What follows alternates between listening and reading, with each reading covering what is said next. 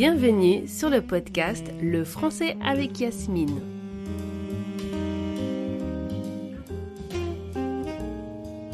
Je suis Yasmine Le Cire, professeure rebelle de français langue étrangère et fondatrice de l'école Island French. Une école qui offre des cours de français pour adultes dans le monde entier. Avec le français avec Yasmine, je te propose d'apprendre et pratiquer le français sans te torturer ni t'ennuyer. Aujourd'hui, on va parler clavier. Et oui, en France et en Belgique, les claviers sont particuliers, voire bizarres. Tu ne me crois pas ? Comparons nos claviers. Les premières lettres de mon clavier en partant de la gauche vers la droite sont AZERTY. Si tu n'habites pas dans un pays francophone et que tu travailles avec l'alphabet latin, les premières lettres de ton clavier sont sans doute QWERTY. Pourquoi les francophones ont-ils un clavier AZERTY ? L'ancêtre de l'ordinateur est la machine à écrire. Si tu n'as jamais vu de machine à écrire, j'ai ajouté une photo sur ta transcription. Si tu n'as pas encore accès aux transcriptions du podcast Le français avec Yasmine, c'est le moment de rejoindre la famille et de prendre ton abonnement. Dans les notes de l'épisode, tu trouveras le lien pour nous rejoindre. Revenons à nos machines à écrire. À l'époque, les caractères ou les lettres étaient sur des petits morceaux de métal attachés en bout d'un bras en métal. Dès qu'on appuyait sur la touche qui désignait la lettre, le bras se lançait sur le papier comme une catapulte. Le problème est que les dactylographes écrivaient trop vite et les bras s'en mêlaient régulièrement. Afin d'éviter que les bras de la machine ne s'en mêlent et se bloquent, les lettres les plus utilisées ont été placées sous la main gauche pour ralentir la frappe. Comme tu peux le voir sur la transcription, la photo du clavier que j'ai ajoutée, tu verras que les lettres A et E sont bien en dessous de la main gauche.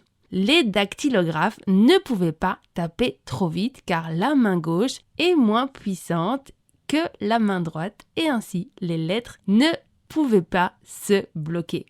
Aujourd'hui, nous n'avons plus le problème des bras qui se bloquent sur le papier. Il y a pourtant eu des tentatives de mettre en place un nouveau clavier qui serait plus adapté à la langue française. Ce clavier s'appelle clavier Bepo, B-E-P-O. Mais il n'y a rien à faire, c'est le clavier AZERTY qui règne en roi encore aujourd'hui. Si tu travailles dans une entreprise belge ou française, il est fort probable qu'on t'ait donné automatiquement un ordinateur avec un clavier AZERTY. Comment faire pour gérer la situation ? Voici quelques idées. Numéro 1. Si tu ne travailles pas sur un clavier AZERTY, et que tu veux les accents, tu dois activer le clavier international dans les paramètres de ton ordinateur. Numéro 2. Tu peux pleurer un bon coup et accepter le clavier AZERTY. Tu vas souffrir quelques semaines jusqu'au moment où tu maîtrises le clavier AZERTY. Oui, tu ne taperas pas aussi vite qu'avec un clavier QWERTY, mais je t'assure que c'est une question d'habitude.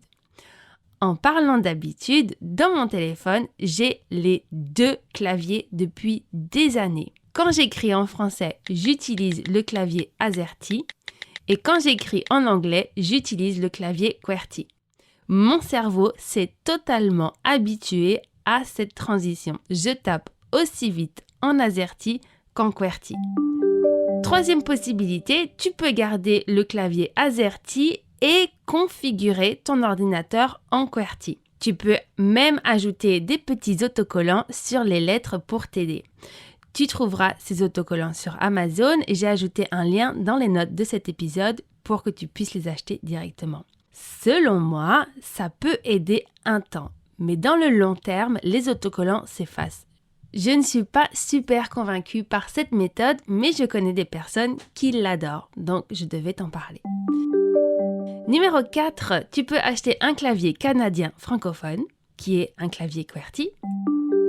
Numéro 5, tu peux acheter un clavier suisse, les accents sont bien placés et c'est aussi un clavier QWERTY. Numéro 6, tu peux acheter une couverture pour clavier. À l'époque, les couvertures avaient une texture horrible, mais j'imagine que de nos jours, ça s'est amélioré. Numéro 7, si tu travailles sur Mac, sur Apple, tu peux garder un clavier QWERTY et avoir les accents en appuyant longtemps sur les voyelles. De cette manière, tu verras tous les accents disponibles. Ça fonctionne aussi sur iPhone et sur iPad. Oui, je sais, c'est le futur. Numéro 8, certains appareils acceptent que tu choisisses ton clavier. Par exemple, l'iPhone, tu peux ajouter le dictionnaire français et avoir un clavier QWERTY. Tu peux aller dans les paramètres, clavier, langue, et dans langue, tu choisis ton clavier.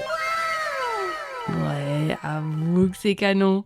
Si tu travailles en France ou en Belgique et que tu décides de rester en QWERTY, sache que le jour où tu devras travailler sur AZERTY, ce sera l'enfer. Selon moi, si tu habites en France et en Belgique pour quelques années, je te recommande de t'adapter au clavier AZERTY. Le jour où tu devras travailler sur l'ordinateur d'un collègue en AZERTY en urgence, tu seras prêt ou prête. En plus, dans un nouveau bureau, une boutique, une administration, tu seras confronté à ce clavier AZERTY. Tu peux essayer de l'éviter, mais si tu es en France ou en Belgique, il reviendra toujours. Dis-moi ce que tu comptes faire. Est-ce que tu vas continuer à travailler en QWERTY ou est-ce que tu vas passer au clavier AZERTY? Envoie-moi un petit message sur LinkedIn ou sur Instagram pour me le dire. Tu veux continuer cette conversation avec moi? Je te donne rendez-vous sur le site de l'école ilearnfrench.eu. À bientôt!